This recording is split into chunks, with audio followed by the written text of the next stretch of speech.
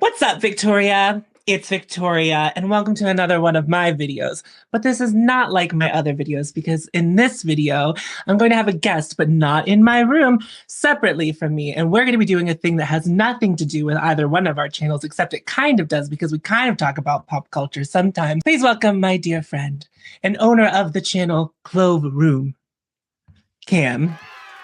Hi. Hello. Welcome to my channel. You've been in my room before. You've been here. I took a selfie right in that chair. I think about that all the time. I was like, oh, I guess this part of my room is a destination zone for people, for real fans. Oh, I sold tickets while you were asleep and we had a couple guests, yeah. Oh, yeah. I was just out cold. So why don't we tell the people what we're doing here today on this blessed day? We're building a playlist together. And instead of doing a Christmas playlist, as one might expect from two people close to Christmas time, we said, why don't we make a moody, it's winter playlist? We called it, I guess, I don't know. I put that as the title of it. Is that the right title? The one I put on Cam and Tom's Not So Infinite playlist. It is 12 songs. It will, at the end, be 12 songs. We don't know what it's going to be yet. Well, I know half of it. I know half of it, but not the same half Cam knows. And that's the treat. Wow. So in this video, you're going to get 6 songs added to the playlist. And then in Cam's part 2 video, you'll get the second half of the playlist. And we're basically doing this like, I don't know, the girls of My Favorite Murder. I present a song, Cam presents a song. We just go back and forth. And we really just learn that reference. Yeah. Right. So it's also just like my podcast that I never upload, Recollect, where we present a list and it's the whole thing. Don't listen to my podcast. There's not going to ever be another episode, but maybe sometimes. What? Oh, I have been on record as saying that's my favorite piece of content you do. Yeah, and that made me feel sad. Which I didn't understand. I was like, I love the podcast. No, that's great. It's just like, it's not my main thing. It's not the thing I pour my heart into. And it's like, right. The one that but I feel like music is your heart. I just like, I like anything where you're talking about music. Unlike your audience, I like anything where you're talking about music. I did threaten them right after the election. I was like, but what if I wasn't a beauty channel anymore? Ooh. And everyone was like, I guess. That was how it felt. It was really giving, I guess, energy. We could talk forever, and we do. But I think maybe at this point in the video, we should get to the music. So should I tell them who I am? Or did you already do that? I said, this is Cam from Clove Room. Do you want me to, do you want me to embellish? You don't have to. Your favorite I'm also person a YouTuber. Who's never been on Nailed It. What? Okay. Yeah, I mean, you have the floor, actually. You go ahead. Who are you? Cam. My name's Cam. Are you gonna laugh through this? I'll mute myself as a courtesy. Please. My name's Cam. I'm a non-binary trans femme creator, and I talk a lot about similar stuff to what Tom talks about. A lot of conscious consumption in the beauty realm. I also talk sometimes about culture and the internet and stuff like that. That's actually about it. So maybe I didn't need to do this. But if you like Tom's channel, you'll probably like mine. Or you may be like, Tom's channel is a lot better. I don't know. But you can try. That's the pitch. Beautiful job. Thank you. Thank you so much for doing the work for me. Of course. Right. I would never want to ask you to do something. You tried once and I said, we've talked enough. I tried to get Tom to do a video outline and they've never hated me more. I've never questioned our friendship more. I literally almost shushed you. I was like, why are we talking more about this? We'll figure it out. And that's how we end up with content like this. I've never outlined a video, not once in my whole life. That sounds so That's stressful. Not true. But most of them aren't. Oh, so you're lying. Okay. And I always have.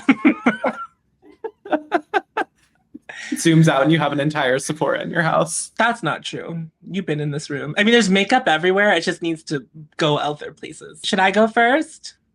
Yes. Whenever it's cold out, it's when I get moody. It's when I start listening to slower, tougher subject songs. That's like where my heart lies in the wintertime. There's one artist that I feel like encompasses this so beautifully. And I really tried to only pick one song by them.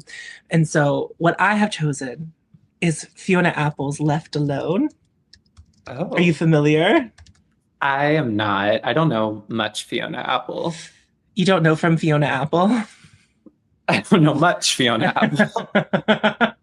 How do I add it to a playlist? Let's find out. Oh, I have so many playlists. And not Can't one wait to of them see all the names. some of them aren't even named. I don't know what L80s is. Couldn't tell you. This album came out when I lived in Chicago. I think it came out in 2012 or maybe 2013. And I got to see Fiona Apple like before this album came out, but before she, like, we didn't know she was releasing an album. And we saw her in Lincoln Hall, like this tiny venue. It was just me. I don't know who we is. I bought myself a ticket and scalpers tried to buy it. Yeah, we all went. Do you all remember? And then I got yelled at for having a camera because this is back whenever you had to take digital cameras to the show. They didn't take it off me, thank God. And they didn't tell me I couldn't come in because I had it. But they were like, if we see you. And I wasn't even trying to like record. But anyway, Chicago's cold for a lot of the year. And so historically and currently. Yeah, and so basically the chorus of the song is like, why can't I get anyone to love me when all I do is begged to be left alone? And I relate to that, but I also feel lonely, unfortunately, sometimes. And so it just, you know, it's the moment. She is the moment. But you don't listen to a lot of Fiona Apple. That actually surprises me that you've never like... I know. It feels like I should, right? It feels like you are, like that's the kind of girl you are, that you would have had a Fiona Apple phase at some point. And maybe it's going to happen now when I listen to that song. I don't know. I don't feel positive about that. I mean... You said no? Fiona Apple, after a certain point, just gets more and more eclectic, and it just sounds like pots and pans and just garbling. Isn't it literally that? Isn't her like latest album literally her with pots? Yeah. I don't know if it's literally, but it does sound like that, and I love it. I could love it. And you could. Do you want to play it for yourself? Copyrighted material. Obviously, the playlist will be linked in the description box for you all to peruse and enjoy. Make sure you click down there, and also remember to like and subscribe while you're down there. While you're going down with me. Play. Excellent. Do you want me to just play it on my phone? Sure. Yeah. Can you hear it with the headphones on? Well, I'm gonna have to take them off. All right. Left Alone by Fiona Apple. Mm-hmm. That's the one. I'll be right back. Okay.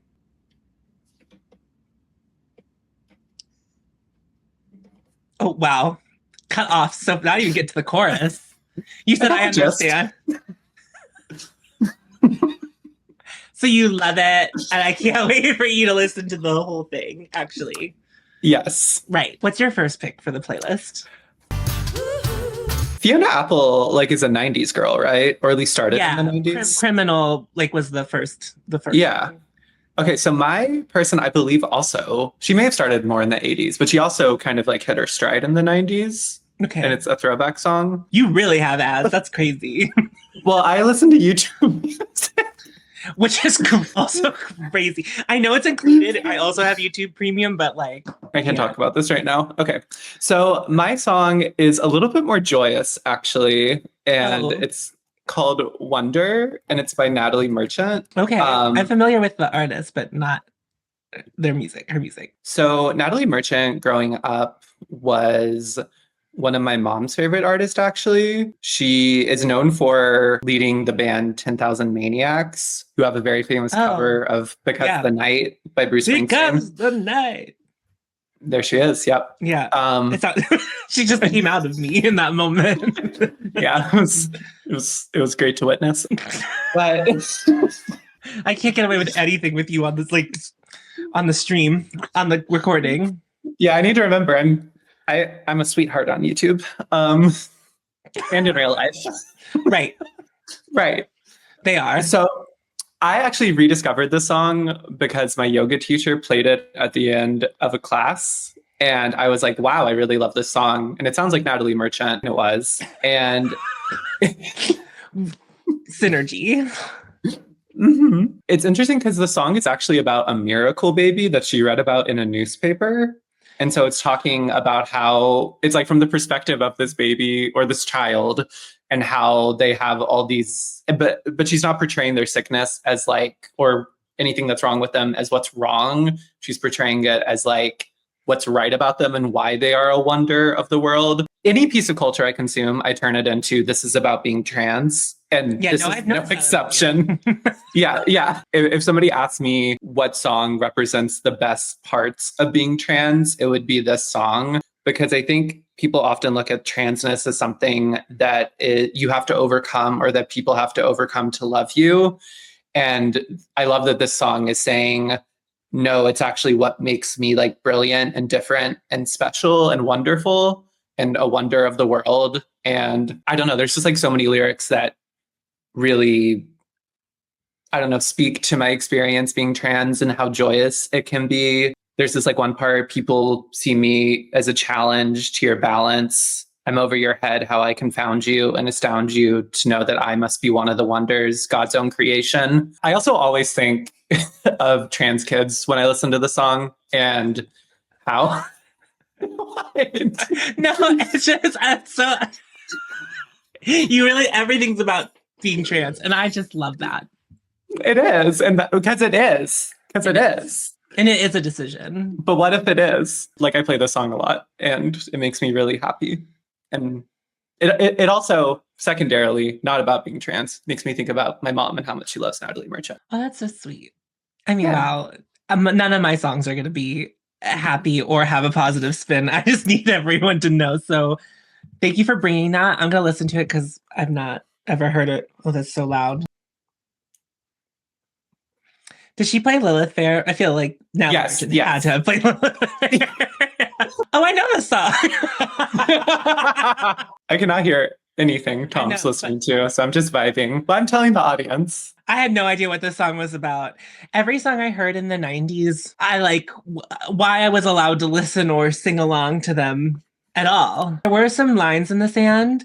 You know that song, like, What If God Was One of Us? Yes.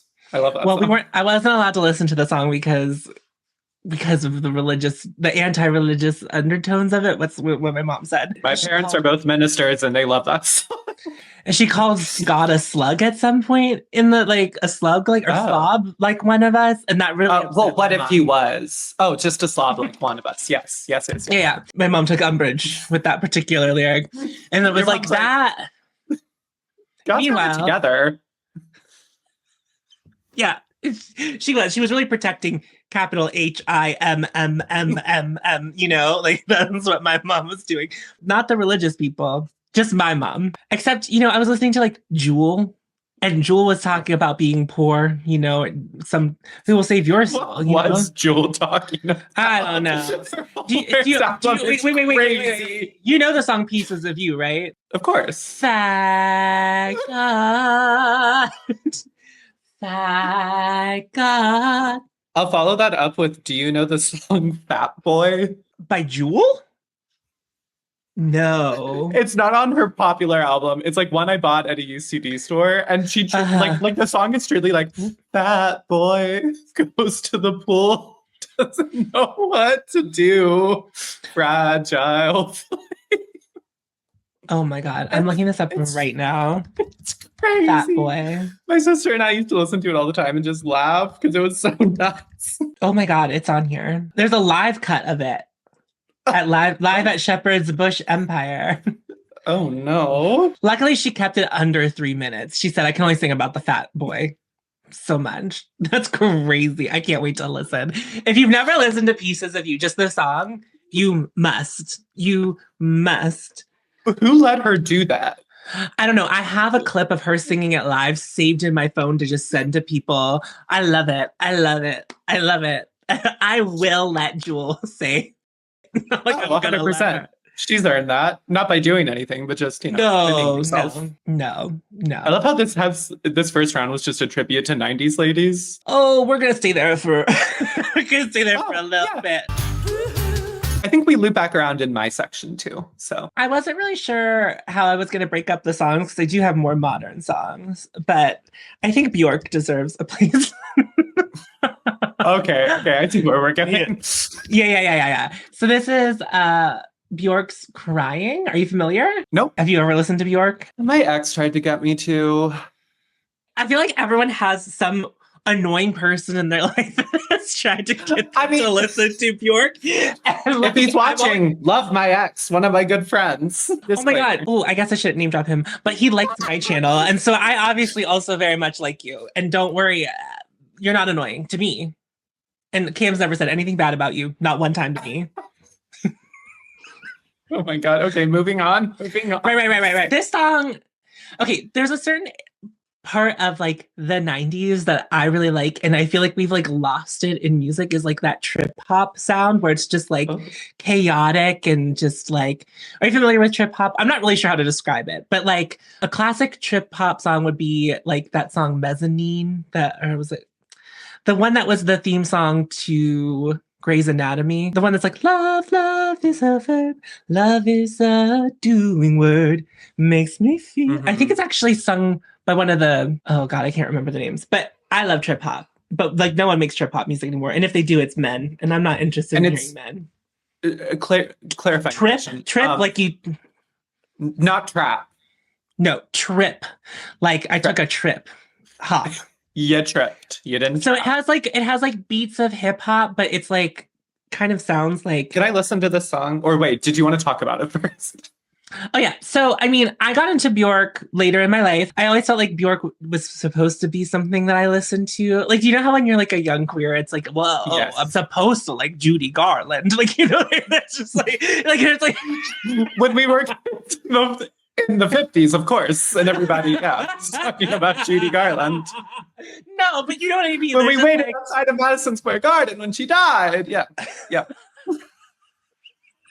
No, but like, but there's like, I feel like I think we've moved past this, but like my generation, I feel like you only were a stereotype, and I don't think that we have that as much now. Like it's still there. I think there are,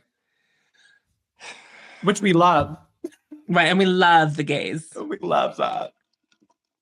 I just like that she kind of just does whatever she wants. The misconception about Björk by non-Björk listeners is that her music is like hard, like it's like hard to understand. Her lyrics are very simple.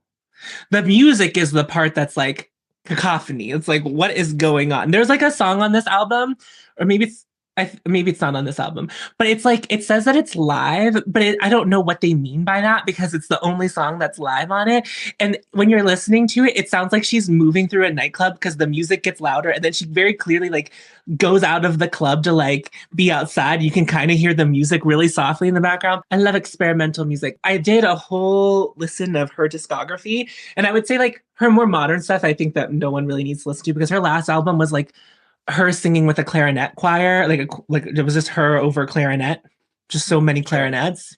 Yeah, I think that's too tough. But like, she's weird. She like did a lot. I don't know. I just really appreciate her. This song is more upbeat than some of her other songs, and I love it. It just kind of has like a weird. It's just weird. It's so weird. Take a listen. Ooh, hell yeah! Locomotives. Okay, I love that. Yeah, it's great. It's chaos. And I would say if anyone ever wants, like, you don't know where to start with Björk, just the first 2 albums are what I would like recommend starting with. And then if you're into that, take the journey on the rest of it. But you have to learn to trust her before you go past. I feel like you have to like trust her before you go past the second album. I feel more confident about my Björk era emerging from this than my Fiona Apple era emerging at this point. Fiona Apple, I did go into the deep end. I did not pick a Off song. The deep end, Flashes of Heaven. Yeah. Right. The Star is Born reference. I've never seen it. We really are on opposite sides of the gay coast, aren't we? You've never seen Lady Gaga's Star is Born? No. What? Okay. Sorry. I've never seen any of the Stars is Born. I actually watched them all in anticipation for the Lady Gaga. Right. No pressure to love Judy Garland, though. Never, no. It's not the Judy Garland conspiracy emerging.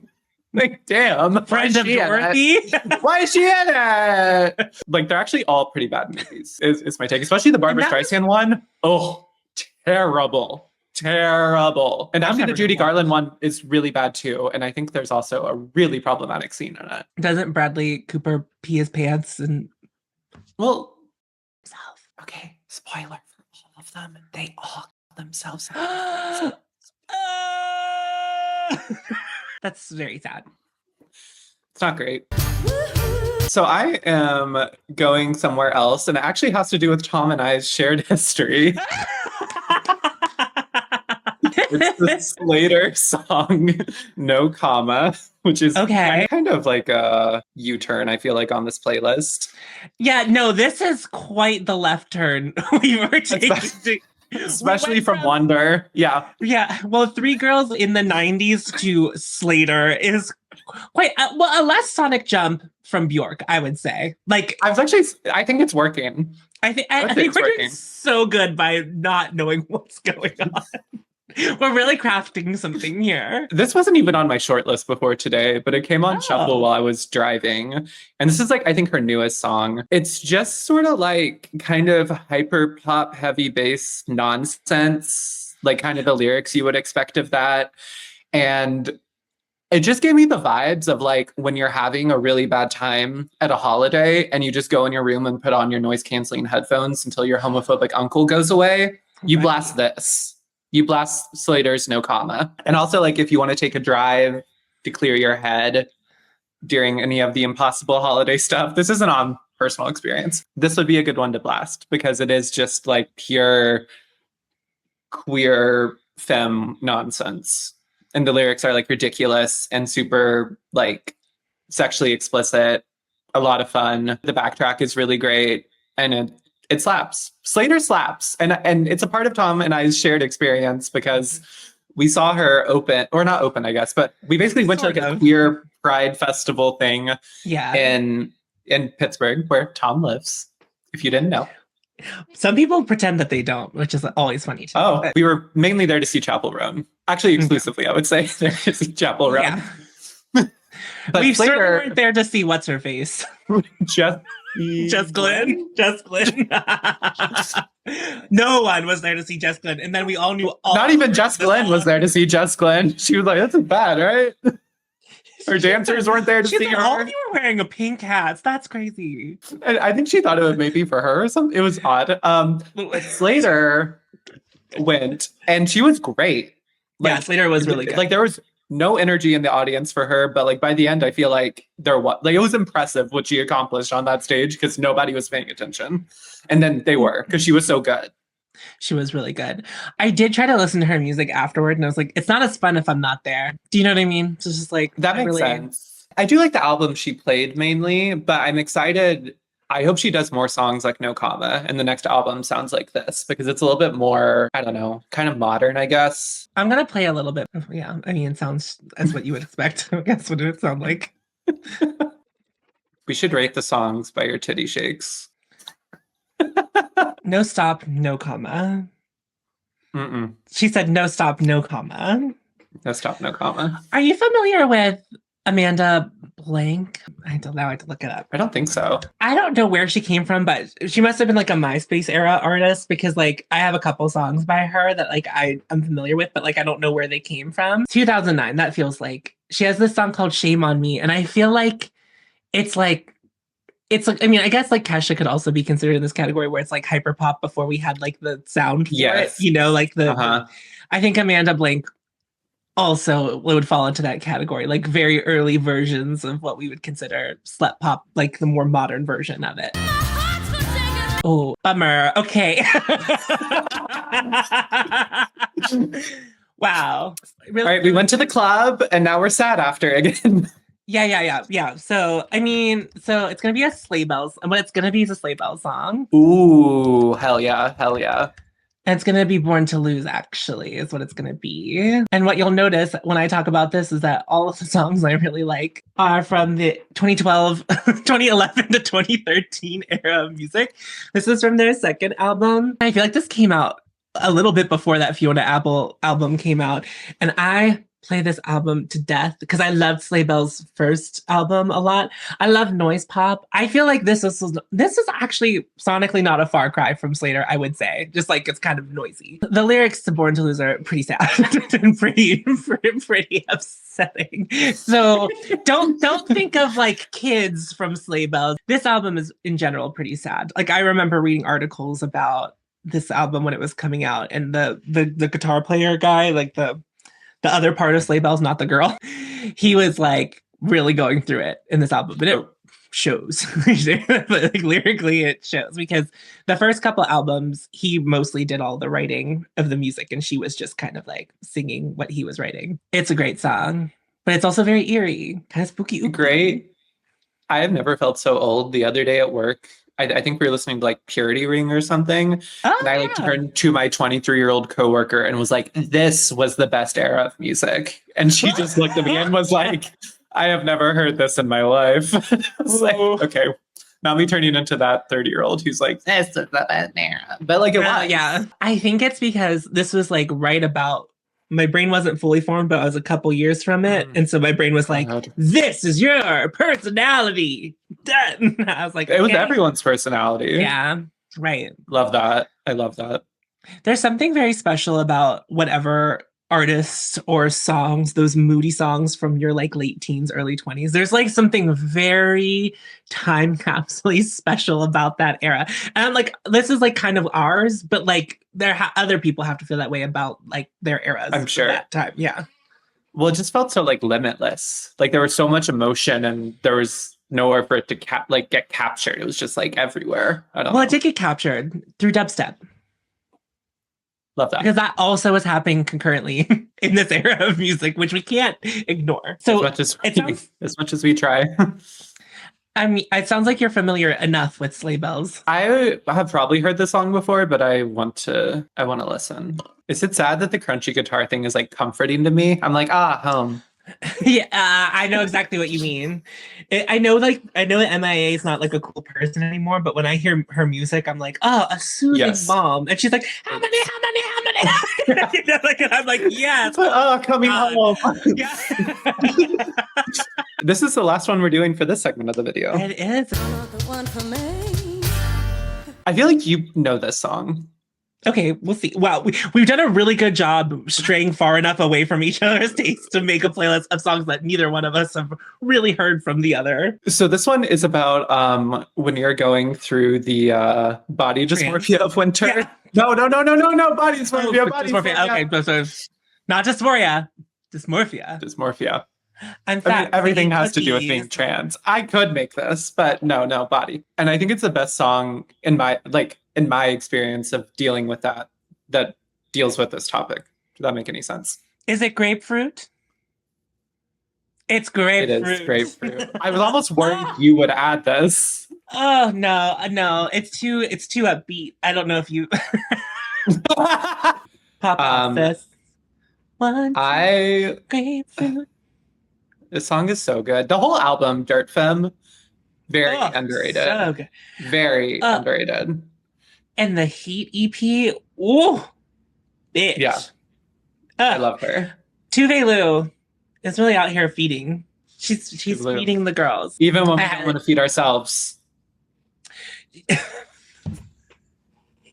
This song is actually legitimately very, very good. You don't often get songs about body dysmorphia that feel so right. Honest. Yeah. It's very honest because it's not a clean resolution in this song. And it's not because it's always going to be there. That struggle is always going to be there. And I feel like a lot of times songs about this topic tend to go more in just like body positivity and just ignore it and love yourself. And yeah, sure, but that doesn't work. And this is a much more honest depiction, I feel like, of what it feels like and the kind of struggle, especially the way the song builds. And yeah. It's a brilliant song, and it's really, really catchy. So if you actually didn't know the meaning behind it, you could just be like, wow, good pop song. But then you look at the lyrics and you're like, oh, yeah.